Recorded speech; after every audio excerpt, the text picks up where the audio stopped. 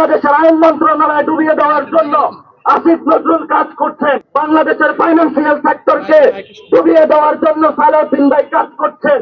Election এখনো হয় নাই, তার আগেই তো জোর জবরদস্তি দখল শুরু করেছেন। ইলেকশন হলে তো আপনারা দেখা যাচ্ছে হাসিনার চেয়ে বড় ফেসিস হিসাবে আবির্ভূত হবে।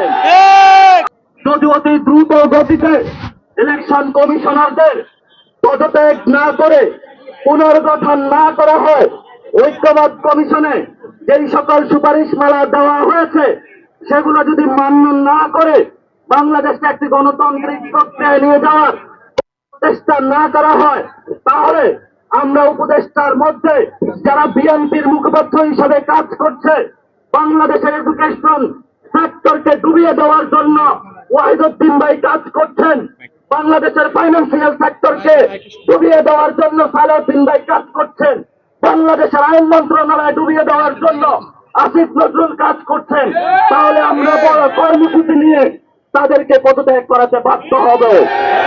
আপনাদের এই মাঠে কুসুম কুসুম খেলা চলবে না। আপনারা জনসেবা ব্যাহত করার জন্য নগর ভবনের সামনে অবস্থান নিয়েছেন। আজকে পুরো ঢাকা অবরুদ্ধ, জনগণের নাবিশ্বাস উঠেছে। ইলেকশন এখনো হয় নাই, তার আগেই তো জোর জবরদস্তি দখল শুরু করেছেন। ইলেকশন হলে তো আপনারা দেখা যাচ্ছে হাসিনার চেয়ে বড় ফেসিস হিসাবে আবির্ভূত হবে।